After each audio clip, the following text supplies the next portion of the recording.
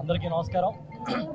గౌరవనీయులు మాజీ ముఖ్యమంత్రి వర్యులు శ్రీ వైఎస్ జగన్మోహన్ రెడ్డి గారి ఆదేశాల మేరకు పెద్దలు బొత్స సత్యనారాయణ గారి నాయకత్వంలో అందరం ఇక్కడికి వచ్చాం. చాలా దుర్మార్గమైన పరిస్థితి ఈ ప్రాంతంలో ఉంది. ఇప్పటికే చాలా ఫార్మా ఇండస్ట్రీస్తో ఈ ప్రాంతం అంతా కూడా సముద్రం అంతా కలుషితం అయిపోయిందని చెప్పి మత్స్యకారులు చాలా ఆందోళనలో ఉన్న సమయంలో మళ్ళీ చంద్రబాబు నాయుడు గారు ఈ బల్క్ డ్రగ్ పార్క్ పెడుతూ ఉంటే మత్స్యకారులు వ్యతిరేకిస్తున్నారు.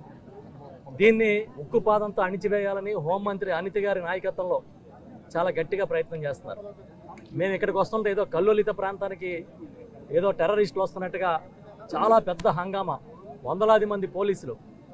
మేము అడుగుతున్నాం, అనిత గారు రాత్రే మీ పాత వీడియో చూసాం, మీరు ఏం చెప్పారు?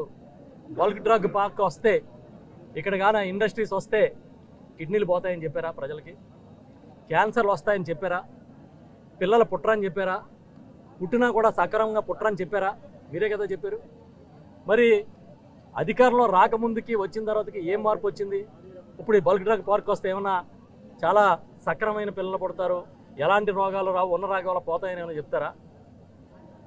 అధికారం లేనప్పుడు ఒక మాట, ఉన్నప్పుడు ఒక మాట. ఇవాళ కూడా మా వైఎస్ఆర్ పార్టీ నాయకుల్ని, ఈ కార్యక్రమానికి మద్దతు ఇస్తున్న సిపిఎం లాంటి ఇతర పార్టీల నాయకుల్ని కూడా గృహ నిర్బంధం గత 15 రోజుల నుంచి చేస్తున్నారు. ఎంతమంది గొంతులను కాపుతారు? మేమైతే చెప్తున్నాం, మా జగన్మోహన్ రెడ్డి గారు ఎప్పుడు కూడా పేదల పక్షాన్ని నిలబడతారు, ప్రజాభీష్టం మేరకే నిర్ణయాలు తీసుకుంటారు. మళ్ళీ చెప్తున్నాం, మీరు ఇప్పుడే చెప్తున్నారు, మహిళల మీద కూడా కేసులు పెట్టారు. చాలామంది మత్స్యకార సోదరుల మీద కేసులు పెట్టారు. వందలాది మంది మీద కేసులు పెడతా ఉన్నారు. మీ కేసులకి భయపడితే ఉద్యమాలు జరగవు. ఇదేదో 100-200 ఇచ్చి తీసుకొచ్చిన జనం కాదు. ఇంతకుముందు చూసాం కొంతమందిని వేరే కార్యక్రమాన్ని తీసుకెళ్తుంటే.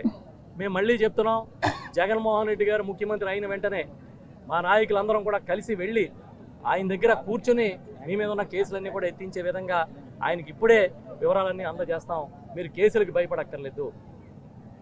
మళ్ళీ చెప్తున్నాం, అనిత గారు ఇప్పటికైనా సరే మీరు వైఖరి మార్చుకుని మీరు నిజంగా ప్రజాప్రతినిధిగా మీరు ఉండాలంటే మాటలు కాదు చేతలు కూడా అనితకి ఉంటాయి అనేది నిరూపించుకోమని చెప్పి గట్టిగా డిమాండ్ చేస్తున్నాం. తప్పకుండా వైఎస్ఆర్ పార్టీ ఏ ప్రజా ఉద్యమానికైనా వెనక నిలబడుతుంది. ఎందుకంటే పేదల పక్షాన వైఎస్ఆర్ పార్టీ ఉంటే పెత్తందారుల పక్షాన, కార్పొరేట్ల పక్షాన చంద్రబాబు నాయుడు ఉంటాడనేది పక్కా, ఇంక ఇందులో ఏమీ డౌట్ లేదు. మొన్న చూసాం, మన ప్రభుత్వ మెడికల్ కాలేజీలన్నీ ప్రైవేట్కి అప్పగించేయడం దగ్గర నుంచి మొదలు పెడితే భూములు ఎకరం 99 పైసలు ఇస్తున్నాడు. ఎవడ బాబు గారు సొమ్ము అయినా ఆయన పంచుతున్నామంటే సమాధానం చెప్పడు.